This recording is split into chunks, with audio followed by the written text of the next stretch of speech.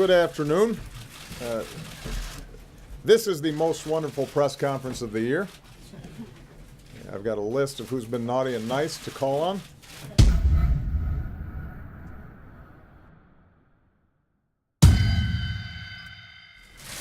Thank you, Mr. President.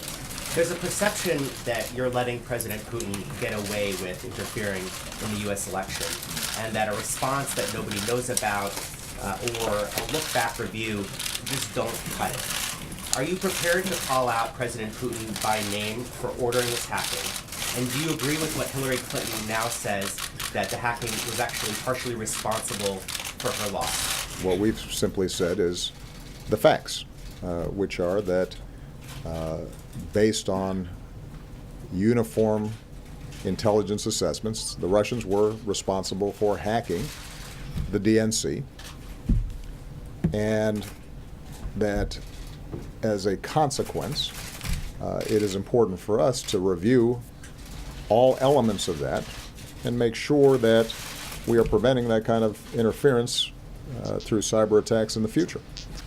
At the beginning of the summer,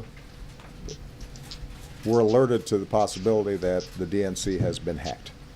And I immediately order law enforcement as well as our intelligence teams to find out everything about it, investigate it thoroughly, to brief the potential victims of this hacking.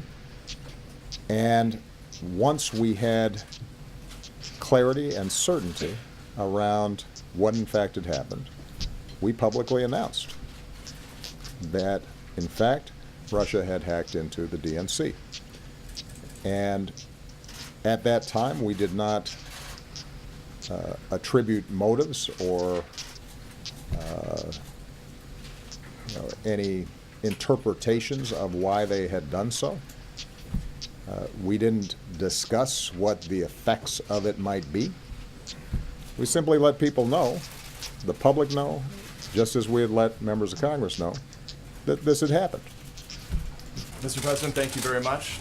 Can you, given all the intelligence that we have now heard, assure the public that this was, once and for all, a free and fair election? And specifically on Russia, do you feel any obligation now, as they've been insisting that this isn't the case, to show the proof, as it were? They say put your money where your mouth is and declassify some of the intelligence, some of the evidence that exists. And more broadly, as it relates to Donald Trump on this very topic. This is part of what I meant when I said that we've got to think about what's happening to our political culture here.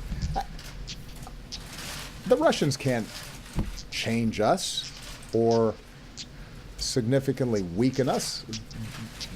They are a smaller country. They are a weaker country. Their economy doesn't produce anything that anybody wants to buy except oil and gas and arms.